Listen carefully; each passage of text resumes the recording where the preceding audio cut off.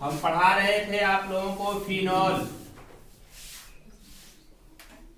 पढ़ा रहे थे। फिनॉल के अंतर्गत हमने आप लोगों को फिनॉल बनाने की विधियां, फिनॉल के फिजिकल प्रॉपर्टी ऑफ फिनॉल और उसके बाद कुछ रासायनिक प्रॉपर्टी, केमिकल प्रॉपर्टी के बारे में हमने आप लोगों से चर्चा कर लिया था। अभी उसमें कुछ रासायनिक प्रॉपर्टी बची हुई है जो हमें आपको बताना है। तो शेष बची हुई रासायनिक प्रॉपर्टी मतलब केमिकल प्रॉपर्टी आपको बताया जाना है। तो फिनॉल पढ़ना था, फिनॉल के अंतर्गत पढ़ना है आप लोगों को रासायनिक गुण, केमिकल प्रॉपर्टी। रासायनिक गुण के अंतर्गत हमने आप लोगों को एसिडिक नेचर बता दिया था फिनॉल का। फिनॉल का एसिडिक नेचर हमने आप लोगों को बता दिया था। एसिडिक नेचर के अंतर्गत हमने ये भी बता दिया था प्रबल धन विद्युतीय धातुओं के साथ अभिक्रिया, प्रबल अम्ल क्षारों के साथ अभिक्रिया हो गया था। दूसरा नंबर पढ़ना है आप लोगों को अब एल्कलीकरण। किसका एल्कलीकरण जी? फिनॉल का एल्कलीकरण पढ़ना है क्या आपका? एल्कलीकरण पढ़ना है।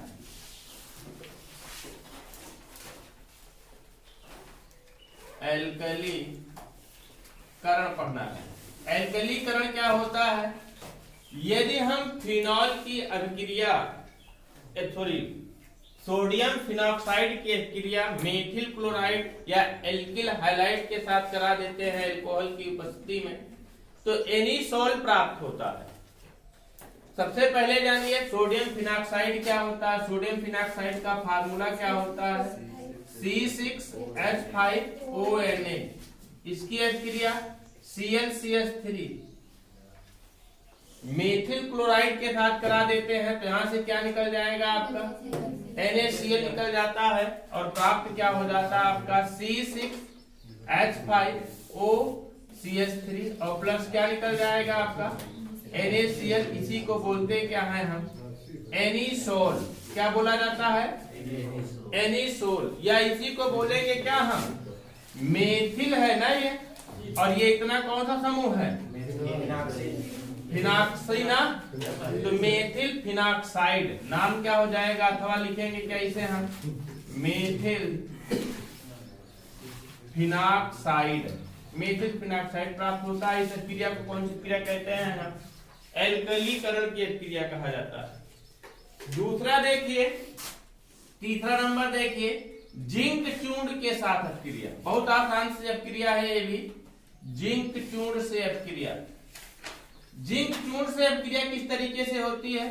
देखिए फिनॉल की बात करते हैं तो C6H5OH यही होता है फिनॉल।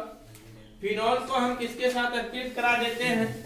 जिंक चूर्ण के साथ गर्म कर देते हैं। जिंक चूर्ण के साथ गर्म कर देते हैं तो बन जाता है ZnO, जिंक ऑक्साइड, और प्राप्त हो जाएगा C6H6। मतलब बनेगा क्या यहाँ पर? C6H6 और प्लस क्या बनेगा? ZnO। इसे क्या कहा जाता है? बेंजीन कहते हैं। बेंजीन की प्राप्ति होती है ना, जिंक चूर्ण के साथ गर्म करने पर। अगला देखिए फास्फोरस पेंटाक्लोराइड के साथ अपक्रिया। फास्फोरस पेंटाक्लोराइड के साथ अपक्रिया। चौथी अपक्रिया देखिए फास्फोरस पेंटाक्लोराइड के साथ अपक्रिया। फास्फोरस पेंटाक्लोराइड का फार्मूला आपको कई बार बताया गया है, PCl5 के साथ अपक्रिया। और कभी भी कोई भी कंपाउंड PCl5 के साथ अपक्रिया करता है, जैसे C6H5OH है, PCl5 के साथ अपक्रिया करेगा तो क्या बनाएगा जी? पहले तो बनेगा क्या आपके HCl और क्लोरीन के द्वारा पूरा का पूरा OH यहां से विस्थापित कर दिया जाएगा। क्लोरीन के द्वारा पूरा का पूरा OH यहां से विस्थापित किया जाएगा और प्राप्त हो जाएगा C6H5Cl और प्लस एक हाइड्रोजन और एक क्लोरीन HCl और हमने बताया था POCl। इसका नाम आप जानते हैं, इसके बारे में भौतिक गुण, रासायनिक गुण बनाने की विधियां सब बताया गया। इसको कहते हैं क्लोरोबेंजीन। क्या कहते हैं? क्लोरोबेंजीन। यही अपक्रिया यहीं पर नहीं होती है, यदि POCl3 फिनॉल के साथ अभिक्रिया करता है तो क्या बनाता है, एक थोड़ा सा अलग टाइप की अभिक्रिया यहाँ से बना हुआ है 3C6H5OH। इसकी अभिक्रिया POCl3 के साथ हो जाती है, POCl3 के साथ हो जाती है तो क्या बनता है आपका फेनिल ट्राइसल्फेट। देखिए phosphate, sorry phenyl triphosphate, phenyl की बात करते हैं C6H5 का whole thrice PO4 phenyl triphosphate क्या बनता है, फेनिल ट्राइफास्फेट बन जाता है और 3 क्लोरीन और 3 हाइड्रोजन यहां से बना लेंगे क्या आपका 3HCl। क्या बनाएंगे 3HCl का निर्माण होगा। इसका नाम क्या होता है फेनिल ट्राइफेनिल फास्फेट। नाम इसका क्या होगा एक्चुअल में ट्राइफेनिल फास्फेट। ट्राइफेनिल फास्फेट 3 है ना, फेनिल समूह 3 है, इसको बोलेंगे क्या हम ट्राइफेनिल फास्फेट का निर्माण होता है। देखिए इतनी अभिक्रियाएं आपको बताई गई। कौन कौन सी एल्कलीकरण बताया गया, सोडियम फिनाक्साइड की अभिक्रिया मेथिल क्लोराइड के साथ करा देते हैं, सोडियम क्लोराइड निकल जाता है और इनिशोल प्राप्त होता है C6H5OCH3। जिंक चूर्ण के साथ अभिक्रिया C6H5OH प्लस Zn के साथ अभिक्रिया करा देते हैं, ZnO निकल जाता है और C6H6 निकल जाता है बेंजीन। फास्फोरस पेंटाक्लोराइड के साथ अभिक्रिया कराते हैं, PCl5 के साथ अभिक्रिया कराते हैं तो क्लोरीन के द्वारा पूरा का पूरा OH यहां से हटा दिया जाता है, OH के स्थान पर क्लोरीन लग जाता है तो प्राप्त हो जाता है C6H5Cl और फिर HCl फिर POCl3 और यही POCl3 पुनः फिनॉल के साथ अभिक्रिया कर लेता है तो क्या बन जाता है ट्राइफेनिल फास्फेट का निर्माण हो जाता है, ट्राइफेनिल फास्फेट बनता है। इसी तरीके से अमोनिया के साथ अभिक्रिया, एक अभिक्रिया और देख लीजिए यहीं पर अमोनिया के साथ अभिक्रिया। अमोनिया बोले तो अमोनिया से अभिक्रिया, अमोनिया से अभिक्रिया। अमोनिया का फार्मूला क्या होता है NH3 के साथ अभिक्रिया होगी ZnCl2 की उपस्थिति में 300 सेंटीग्रेड टेम्परेचर पर, 300 सेंटीग्रेड टेम्परेचर पर NH3 के साथ अभिक्रिया होगी तो किस देखिए C6H5OH फिनॉल है, इसकी अभिक्रिया किसके साथ कराना है हमें अमोनिया के साथ का C6H5OH NH3 होता है ना अमोनिया का फार्मूला, इसको हम लिख क्या सकते हैं देखिए HNH2 ZnCl2 की उपस्थिति में होगी अभिक्रिया, जिंक क्लोराइड की उपस्थिति में OH और H बना लेगा क्या H2O और बना लेगा क्या आपका C6H5NH2 और प्लस H2O। इसे क्या बोलेंगे, इसे क्या बोलते हैं एनिलीन प्राप्त होता है क्या बनता है एनिलीन बनता है। ये अभिक्रिया इतनी अभिक्रिया आपको बताई गई फिनॉल की, इसको नोट कर लीजिए। जिसका नाम नहीं पता होगा हमसे पूछेगा हम बता देंगे, नाम तो लगभग हमने सबका लिख दिया।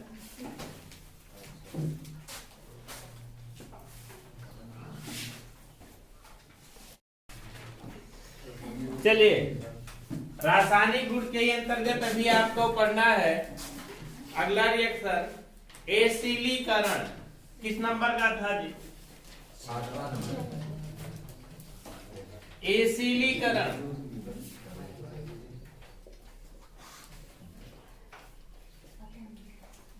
एसिलीकरण पढ़ना है। एसिलीकरण में किसके साथ अभिक्रिया होगी, फिनॉल की अभिक्रिया अम्ल एनहाइड्राइड के साथ करा दें या अम्ल क्लोराइड के साथ करा दें तो फेनिल एस्टर बनता है। जैसे फिनॉल की अभिक्रिया एस्टिल क्लोराइड के साथ करा दें, फिनॉल की बात करते हैं तो C6H5OH, इसकी अभिक्रिया किसके साथ CH3COCl के साथ। CH3COCl क्या है एस्टिल क्लोराइड है, क्या है एस्टिल क्लोराइड है तो यहां से बन क्या जाएगा आपका HCl निकल जाएगा और फिर क्या बनेगा देखिए CH3COO6H5 बनेगा क्या आपका CH3COO6 H5 प्लस क्या HCl, इसको बोलते क्या है फेनिल, और ये होता है क्या एसीटेट, इसे क्या कहते हैं हम फेनिल एसीटेट प्राप्त होता है। या यही अपक्रिया एस्टिक एनहाइड्राइड के साथ करा दें। एस्टिक एनहाइड्राइड की बात करते हैं तो फिनॉल का मतलब होता है C6H5OH। अच्छा ये क्या है, इसको ध्यान में रखिएगा, ये क्या है एसिटिल क्लोराइड है ना। अब यही अपक्रिया फिनॉल की अपक्रिया किससे एसिटिक एनहाइड्राइड के साथ करा दे। CH3 CO bond O bond CH3 bond O bond, ये क्या बोलते हैं इसे हम एसिटिक एनहाइड्राइड बोला जाता है। क्या कहते हैं इसे हम एसिटिक एनहाइड्राइड है। एसिटिक एनहाइड्राइड है तो यहां से निकल क्या जाएगा आपका CH3COOH, यही होगा ना CH3COOH, फिर प्राप्त हो जाएगा CH3COOC6H5, प्राप्त हो जाएगा क्या आपका CH3COOC6H5 प्लस CH3COOH। ये क्या है, इसके ऊपर लिखा है फेनिल एसीटेट, फेनिल एसीटेट प्राप्त होता है। ये क्या है आपका एसिटिक अम्ल। अगला देखिए मेथिल अल्कोहल से अपक्रिया, कौन सा पढ़ना 7 नंबर, क्या पढ़ना आपको मेथिल अल्कोहल से अपक्रिया। मेथिल अल्कोहल से अपक्रिया किस तरीके से होती है, फिनॉल की बात करते हैं तो C6H5OH, इसकी अपक्रिया CH3OH के साथ करा दें। मेथिल अल्कोहल के साथ करा दें। मेथिल अल्कोहल की बात करते हैं तो हम इसको इस तरीके से भी लिख सकते हैं ना, H2O निकल जाएगा और प्राप्त के, लेकिन ये अपक्रिया देखिए, ये अपक्रिया ऐसे नहीं होता, थोरियम ऑक्साइड की उपस्थिति में होता है THO2, थोरियम ऑक्साइड की उपस्थिति में होता है। तो यहां से क्या बन जाएगा आपका C6H5OCH3, ये कंपाउंड अभी एक जगह बना था, प्लस क्या बनेगा आपका H2O, इसका नाम क्या है एनिसोल, एनिसोल की प्राप्ति होती है। समझ गए ना, इसको नोट कर लीजिए, आगे पढ़ाएंगे हम। ये तो किसके साथ अपक्रियाएं थी, सब OH के साथ अपक्रियाएं, सभी की सभी किसके साथ थी, फिनॉल के OH के साथ अपक्रियाएं थी। अब किसके साथ अपक्रिया आप लोगों को पढ़नी है, बेंजीन रिंग के साथ, मतलब C6H5 के साथ अपक्रिया। नोट कर लीजिए इसको।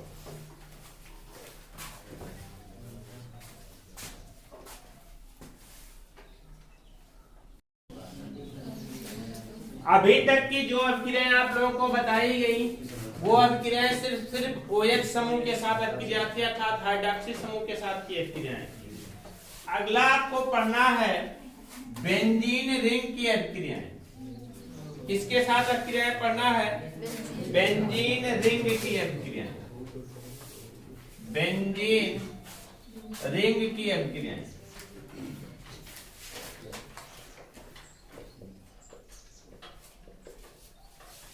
बेंजीन रिंग की अपक्रिया देखिए, आपको पता होना चाहिए फिनॉल की यदि हम बात करते हैं तो फिनॉल में आपका OH इस तरीके से होता है, ये फिनॉल है। फिनॉल में क्या OH समूह है और OH समूह के साथ में ये बेंजीन रिंग है। बेंजीन रिंग में आपको पता होना चाहिए, इसको बोलते हैं क्या आर्थो, इसको बोलते हैं क्या मेटा, इसको बोलते हैं पैरा, आर्थो मेटा पैरा। अब कहेंगे सर तो इधर क्या होगा, जब इधर कोई लगेगा तो नंबरिंग हमारी इधर से शुरू हो जाएगी, तो इधर हो जाएगा आर्थो मेटा पैरा।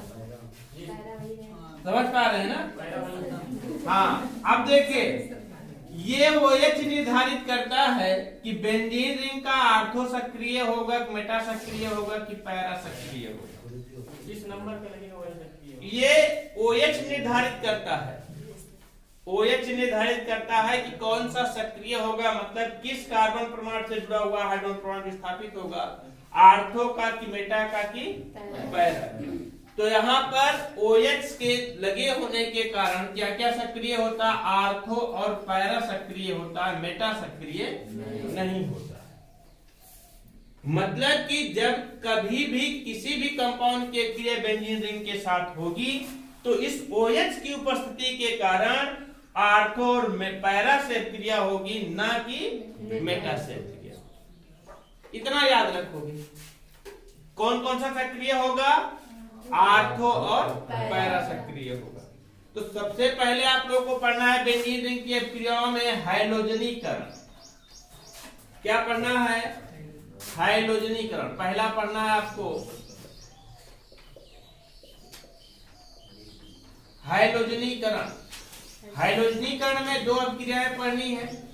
पहला पढ़ना है ब्रोमीन के साथ अपक्रिया, सीधा सीधा ब्रोमीन के साथ अपक्रिया। देखिए ये होता है आपका क्या, फिनॉल। फिनॉल की अपक्रिया किसके साथ कराई जाए, ब्रोमीन के साथ कराई जाए CH2 की उपस्थिति में, CH2 कार्बन डाई सल्फाइड की उपस्थिति में। ये फिनॉल है, इसकी अपक्रिया Br2 के द्वारा कराया जाए, किसकी उपस्थिति में, CH2 की उपस्थिति में। कार्बन डाई सल्फाइड की उपस्थिति में कराया जाए तो आर्थो पर जुड़ा हुआ कार्बन परमाणु से हाइड्रोजन परमाणु और किससे, पैरा पर जुड़ा हुआ कार्बन परमाणु से हाइड्रोजन परमाणु विस्थापित हो जाएगा। यहाँ से एक ब्रोमीन इसके साथ लग जाएगा तो एक बार बनेगा क्या आपका OH बेंजीन रिंग, फिर यहाँ पर Br और प्लस दोबारा यही कंपाउंड बनेगा लेकिन पैरा पर जुड़ा हुआ होगा ब्रोमीन और प्लस बन जाएगा क्या आपका HBr। मतलब कि ये बना क्या, आर्थो ब्रोमोफिनॉल और पैरा ब्रोमोफिनॉल। आर्थो ब्रोमोफिनॉल और फिर क्या, पैरा ब्रोमोफिनॉल का मिश्रण प्राप्त होता है। आर्थो ब्रोमोफिनॉल पैरा ब्रोमोफिनॉल का मिश्रण प्राप्त होता है। लेकिन अगर यही अपक्रिया हम ब्रोमीन जल के साथ करा दे, ब्रोमीन जल के साथ करा दे, बी नंबर देखिए, ब्रोमीन जल के से, यहां पर लिखेंगे किससे साथ अपक्रिया, ब्रोमीन से अपक्रिया, ब्रोमीन से अपक्रिया। और यहीं पर लिखे अगर हम किसके साथ अपक्रिया, ब्रोमीन जल के साथ अपक्रिया, तो अपक्रिया थोड़ी सी डिफरेंट हो जाती है। किस तरीके डिफरेंट होती है, ये आपका क्या है, फिनॉल है, इसकी अपक्रिया 3Br2 के साथ करा दे, ब्रोमीन के साथ करा दे तो 2 नंबर पर कार्बन परमाणु से जुड़ा हुआ हाइड्रोजन परमाणु, 4 नंबर से कार्बन परमाणु से जुड़ा हुआ हाइड्रोजन परमाणु और 6 नंबर से कार्बन परमाणु से जुड़ा हुआ हाइड्रोजन परमाणु विस्थापित हो जाता है। मतलब कि यहाँ भी ब्रोमीन लग जाएगा, यहाँ भी और यहाँ भी। 6 ब्रोमीन है, 3 ब्रोमीन लग गया, 3 हाइड्रोजन विस्थापित हुआ, 6 में से 3 हाइड्रोजन के साथ 3HBr बनेगा। नहीं समझ पाए, यहाँ पर CH है, यहाँ पर CH है, यहाँ पर CH है और प्रत्येक CH से H, यहाँ से H, यहाँ से H, यहाँ से विस्थापित होगा। किसके द्वारा, ब्रोमीन के द्वारा। सब जगह क्या लग जाएगा, जाकर के आपका ब्रोमीन लग जाएगा और 3 हाइड्रोजन विस्थापित होगा, 3 ब्रोमीन के साथ क्या बना लेगा, 3HBr। मतलब बनेगा क्या, यहाँ से OH, यहां भी ब्रोमीन, यहां भी ब्रोमीन और यहां भी ब्रोमीन लगेगा और प्लस बन जाएगा 3HBr। इसका नाम क्या होगा, 2,4,6Br रहेगा जी। तो क्या बनेगा आपका, इसका नाम क्या होगा, 2,4,6 ट्राई ब्रोमोफिनॉल, 2,4,6 ट्राई ब्रोमोफिनॉल की तरह। 2 नंबर पर ब्रोमीन है, 4 नंबर पर और 6 नंबर पर, 2,4,6 ट्राई ब्रोमोफिनॉल। समझ गए कि नहीं अब क्रिया। नोट कर लीजिए इसको, ब्रोमीन के साथ अक्रिया।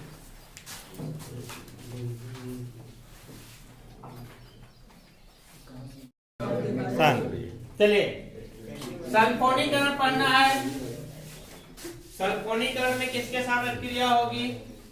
सल्फ्यूरिक अम्ल के साथ अक्रिया होगी। फिनॉल की बात करते हैं, OH, ये आपका फिनॉल है, इसकी अक्रिया H2SO4 के साथ करा देते हैं, HSO4 के साथ, या HSO4 के साथ करा देते हैं। या इसको और तोड़ के थोड़ा सा लिख लीजिए, ये बनेगा क्या आपका OH-HSO3, सल्फोनिक समूह बनता है। ये HSO3 क्या कहते हैं? सल्फोनिक समूह कहते हैं। तो हमने बताया OH के कारण यहाँ पर आर्थो और पैरा सक्रिय होता है, इसलिए आर्थो से जुड़ा हुआ क्या हाइड्रोजन परमाणु विस्थापित हो जाएगा, तो HSO3 इसके साथ जुड़ जाएगा। यदि पैरा से जुड़ा हुआ कार्बन परमाणु से जुड़ा हुआ हाइड्रोजन परमाणु विस्थापित होगा तो HSO3 इसके साथ जुड़ जाएगा, और OH और H2O या यहां से OH और H2O का निर्माण कर लेगा। मतलब बनेगा क्या आपका यहां से OH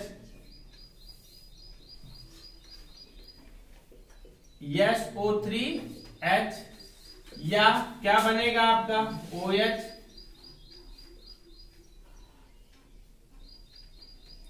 SO3H प्लस क्या बन जाएगा H2O। इसका नाम क्या होता है? इसका नाम होता है आर्थो हाइड्रॉक्सी बेंजीन सल्फोनिक अम्ल।